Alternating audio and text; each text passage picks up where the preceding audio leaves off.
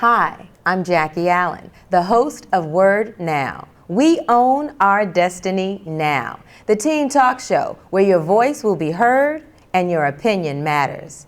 Today's topic is bullying. Bullying is an issue that is going on locally, nationally, and globally.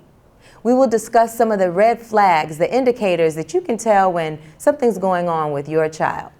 But at the end of the discussion, we want to figure out what we will do to make this stop.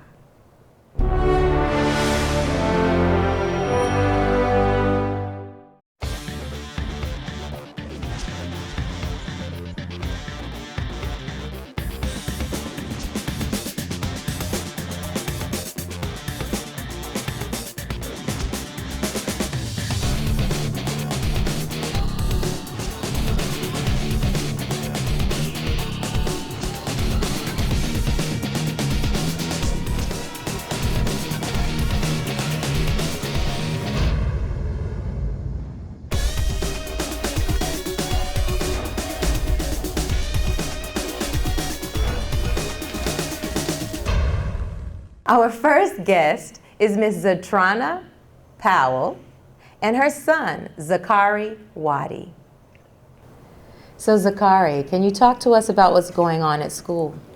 Yeah, so a couple weeks ago, coming from a football game, this kid looked at me and said, "I have a Confederate flag in my room, so you can't come near my house." And after he said that, he said, 200 years ago, your ancestors hang from a tree, and you should too. So I got mad and put my head down. And when we got to our school, I went in the locker room, and I told him not to call me that. And he said it again, and then laughed. So I got real mad, and the coaches ran in and took me out and told me not to let it get to me. And then I went home to my mom and told her what happened. So outside of the coaches saying, don't let this get to you, did they handle it any other way? Was there any conversation about what was being said not being appropriate? Nope. No. Okay. Well, Mom, once he came home and told that story to you, what happened next? Well, actually, when he came home, I wasn't there. I was in Virginia Beach for training. He called me and told me what happened. I told him to write it down so that he can take it to school the following day. I mean, I'm away for training, so I can't just come from Virginia Beach to come, home to handle it the way I would like to handle it. So I had him write it down, and he took it to the school the following day. The following day, I got a phone call from the principal saying she received the letter and that she called the children down that was on the bus to the office, and everyone vouched the story, saying that it was true, that he did say 200 years ago your ancestors hung from a tree and you should as well. So she said she was going to handle the situation, that they take this very seriously, and that they would get back to me. Zakari, were there any other adults on the bus? Our coach, they were in the front. Our coaches were in the front. We sat in the back, so the coaches didn't hear any of it. Okay. Was this the first time something like that had happened? Well, the first time on the football bus, it's been happening since 5th grade with different people. And what grade are you in now? 8th. So 3 years. 3 years you've been going through this. Wow. How does that make you feel? Bad, and it makes me not want to go to that school because it's been happening at the elementary school and at the middle school. Mm-hmm. Is it the same people? It's different people. Okay, so not the same person with the same type of incident, but multiple times, different people. Are there any adults that you've been able to address it to that have shown any concern? Excuse me? My mom. Only Mom. Okay. So Mom, what's next? Well, with him writing the letter and the principal saying that it was being taken care of, I felt as though it was being pushed under the rug again, being as though this isn't the first incident that happened. Prior incidents, they were, reprimanded, but it continues to happen. I didn't feel as though they were handling it the right way this time as well. I felt like it was being pushed under the rug. So I emailed the superintendent. I emailed the gentleman on the school board for our district, the principal, and the athletics director, Okay. to get a response. The response that I received was mediocre to me. It was, oh, well, we take this very seriously. We're going to pass this along to someone else. So the person they passed it along to, they told me it was being investigated, and I was still waiting to hear the results of the investigation. Okay. Recently, I've spoken to the school board because they want to know my concerns. I let them know my concerns was my son, first and foremost. My daughter as well, she attends the same school. And what grade is she in? She's in the 6th grade. Okay.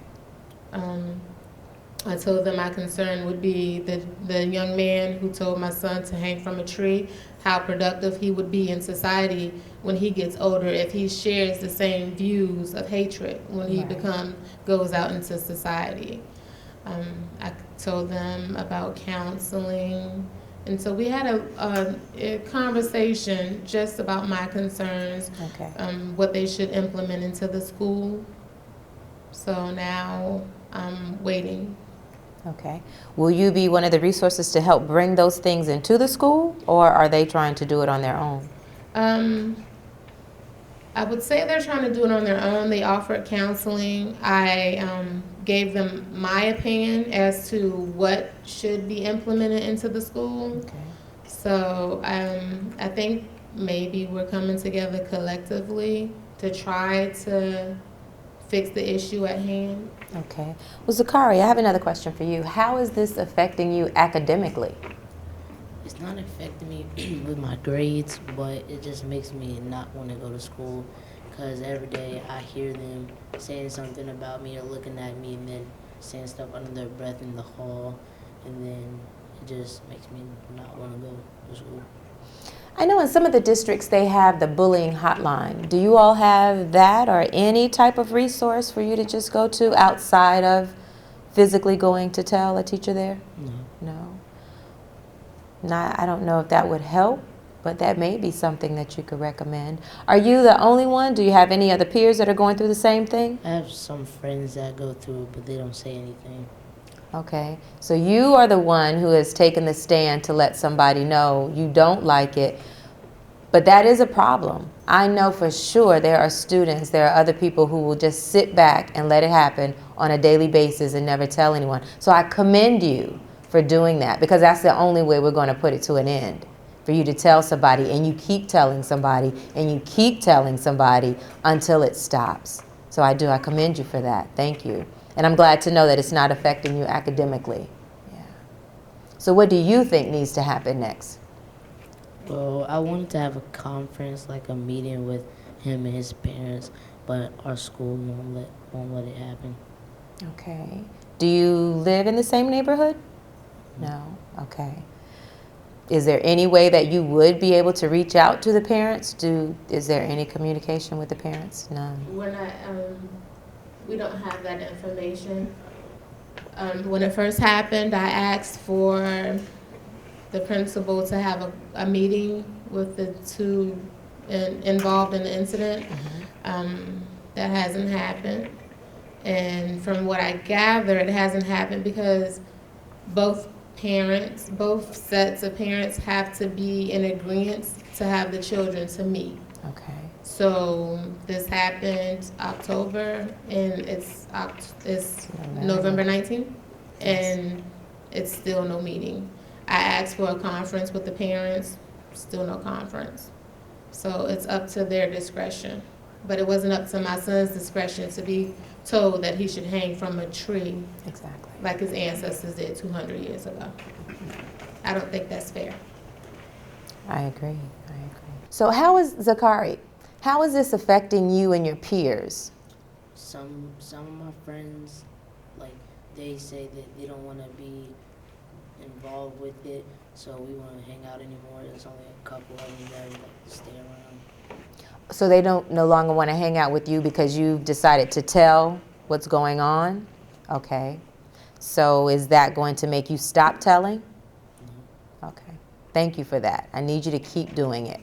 Because even though they say they don't want to talk about it and they don't want to tell anybody, the same way you're hurting, they're hurting. They're just not strong enough yet to tell somebody. But if you don't stop, it won't stop. Okay? So I thank you for that. Welcome back to Word Now. And for those of you who are just tuning in, today's topic is bullying. And bullying really does affect our youth in a serious way.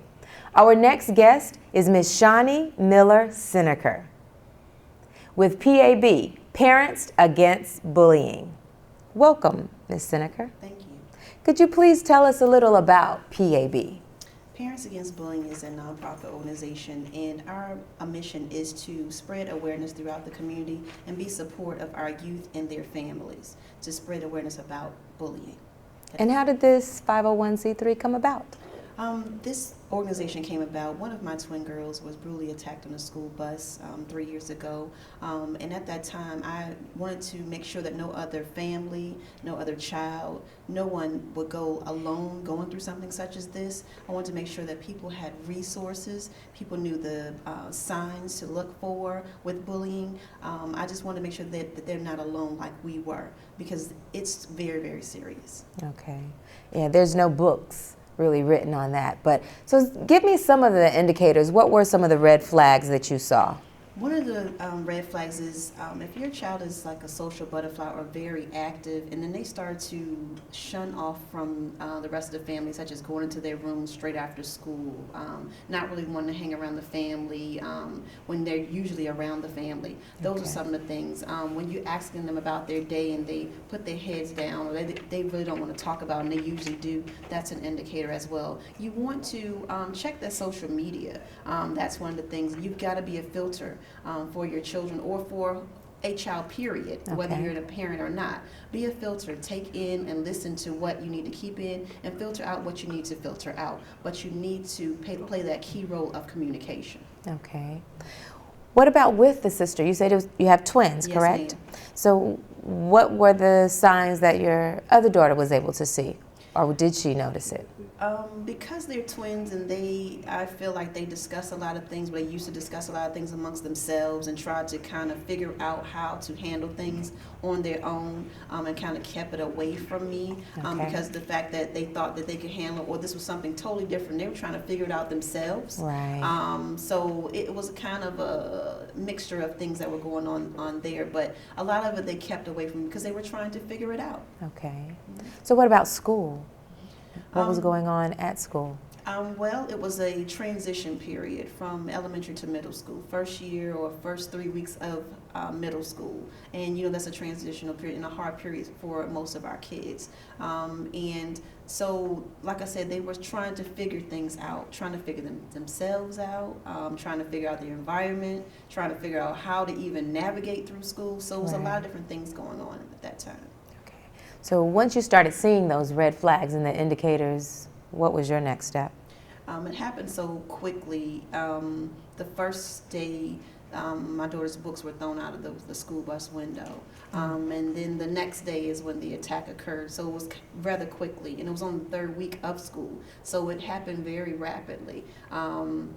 So there was really no chance for me. So that's why now I can say, I remember that there were some things that my kids were doing they didn't do before that I really didn't notice. So that's why I can give those indications of things that I know now that were different that led up to that whole incident. With Parents Against Bullying, what do you do in the community for other parents who may not know these red flags yet? Parents Against Bullying, we do a whole lot of different things. We do mentoring groups. I have a girl talk group that's ages 6 to 17. That's for our girls. We teach them anything from the basics of how to be a young lady. We call them STARS. STARS standing for successful and smart, terrific and talented, amazing and awesome, and refuse to be bullied or put down. Okay. Our Gent Talk is for the young men 6 to 17, and we give them those skills of how to grow into being a man, going from a young man to a grown man. Okay, I like that. Need to hear more about that. And so how do people get in touch with you to be able to either become a star or get some of that information from the stars or the gents? They can visit us on the website, www.pabva.com, or they can also email us at p.a.b.virginia@gmail.com. Okay. Now you mentioned the young ladies talk to the girls about being a star. And I do believe that sometimes that peer-to-peer is a little easier than adult-to-peer. Absolutely. How has that worked for you all? Peer-to-peer has been amazing because one of the things that we do at every Girl Talk session is we do interactive peer-to-peer, hands-on activities. They have a special guest, so they don't just see Miss Shawnee all the time. They see other people throughout the community in different job titles or different arenas.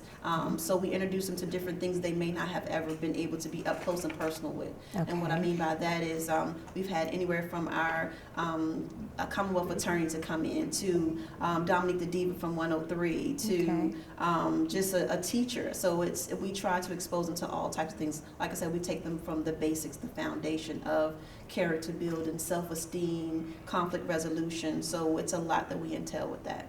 Okay. You recently had an event that was hosted at one of the local colleges. Yes, ma'am. Can you talk a little about that? Absolutely. That was our third annual 1,000 Youth March. We held at CNU. We partnered with the Mayor's Initiative out of Newport News, Mayor Price, McKinley Price, and it was amazing. And that whole thing is something to the, just like what you would see with Relay for Life, but we're walking against the bully. So we gather together, and that, like I said, it's our third year. We gather together to make sure that we walk for the cause. Not only that, we platform our youth that want to take a stand through their talents, taking a stand against bullying and youth violence together. So that was the whole rim of that. And we had over 1,800 to attend, so that was absolutely amazing. Awesome. Okay. So with all of this going on, can you see a difference in your daughters? Absolutely. One of the bigger things is that once I received a letter from First Lady Michelle Obama, and I read it out to my children once I got through the crying spell. I'm sure you did. I think that was an eye-opener to my children to let them know that, hey, I always tell you that people are watching. And when you do good and you stand up and you speak up and speak out against what you are standing for, then you never know who's looking at you. Right. And for us to receive that letter, that was an eye-opener to my daughters to say, hey, people care. And once they saw how many people came out to our 1,000 Youth March and other events that we do host, because we do host other things, my children start to notice that the community in all aspects are coming together. It doesn't matter about the race, color. Now you keep saying we. Are your daughters as strong and vocal about it as you are? Absolutely. Okay. Absolutely. I'm training my children to take the torch, because I'm not going to be able to do this all the time. Right. And I want my daughters to know that I want them to continue to stand to be strong women. Okay. I want them to stand for what they know is right. Sports.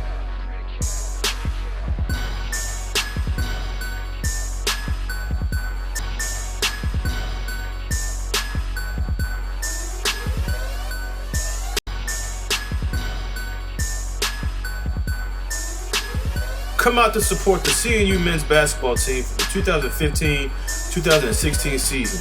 The captains have a top 15 team competing in the Capital Athletic Conference. Head coach John Krikorian and his staff look to make a strong run in the NCAA tournament.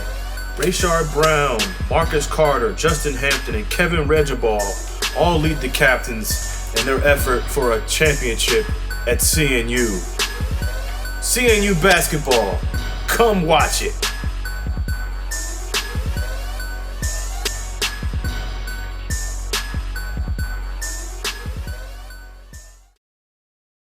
This is Brandon Fry from Ambitious Underdog Fitness. Now, last time we talked about lower back pain. So today, with the holiday seasons coming about, and you have Thanksgiving and Christmas, and everyone wants to eat good with the family, we're going to talk about diabetes.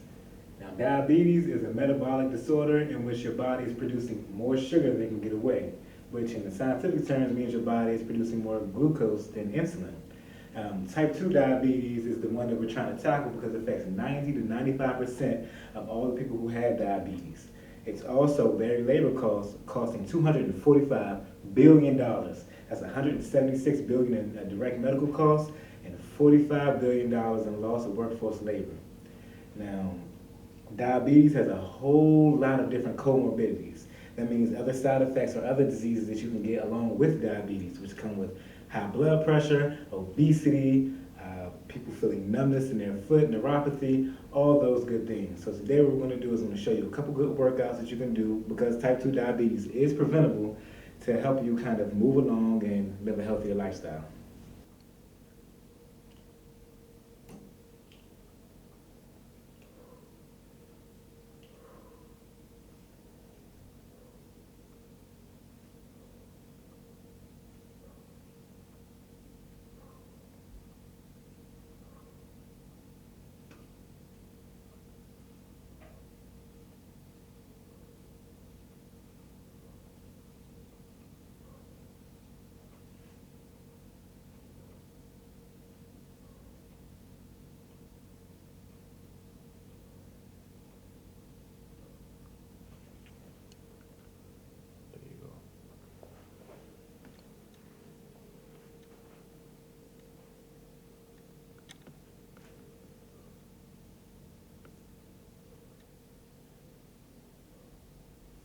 Now what you just saw me do was show you a couple of resistance exercises that'll be pivotal for you dealing with diabetes.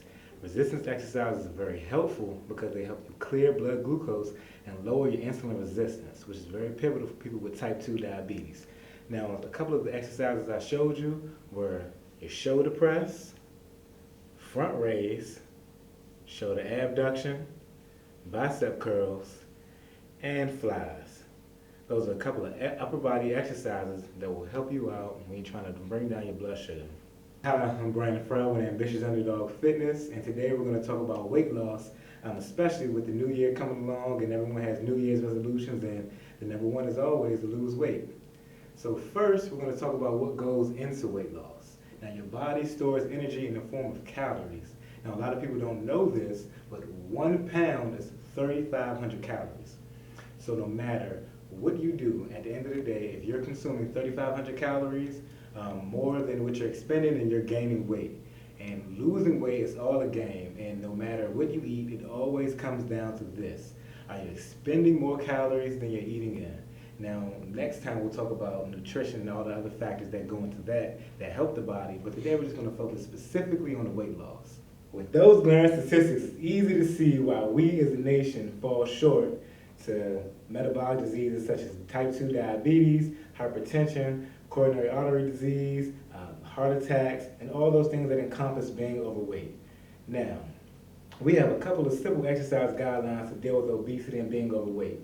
You should work out 4 to 7 times a week or 1 to 3 times a week, depending on your intensity.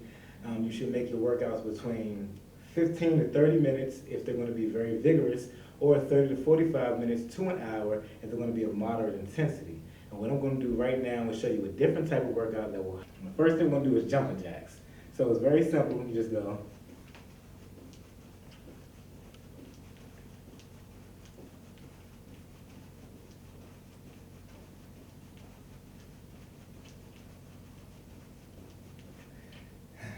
You're going to do that for 20 seconds.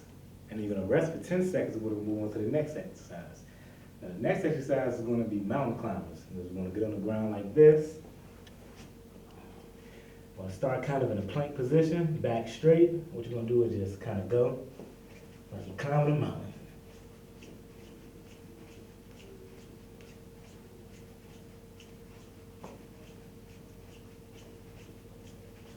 And you're going to do this for 20 seconds. And you're going to rest for 10 seconds. We're going to get up, take a deep breath. And after the 10 seconds have passed, we're going to move on to high knees. Now, when you're doing your high knees, make sure you're getting your knees up and you're pumping your arms. Pumping your arms allows you to expend more calories and burn more energy.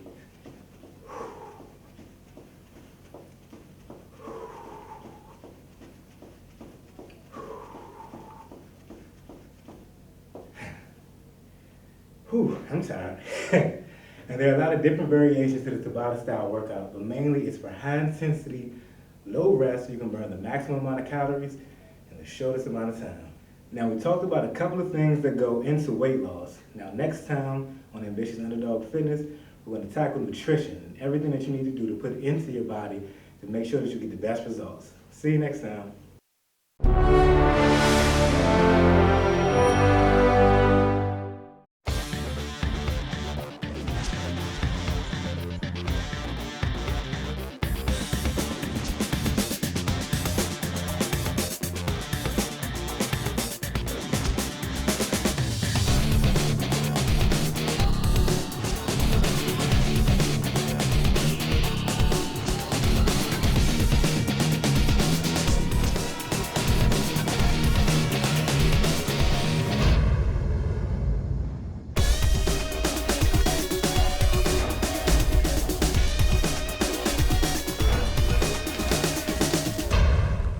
Well, thank you for joining us today on Word Now. And just remember, the topic on bullying is very serious. We have to take it at heart. And although we understand that hurt people, the voice of those that are being hurt needs to be heard. So youth, if someone is doing something to you that makes you feel unsafe, uncomfortable, I give you the charge to tell somebody about it. And if nothing happens, tell somebody else. If nothing happens, tell somebody else. You don't stop until you get some results. Parents, I thank you for being that safe haven for your children. And children know nobody loves you like mom and dad. Go home and tell them. They won't stop until changes are made. It doesn't matter if it's happening at school, if it's in your neighborhood, you need to tell somebody, because at the end of the day, we're not resting until we know bullying is being put to an end. Thanks again for joining Word Now. We own our destiny now. Your voice does matter, and your opinion is always heard.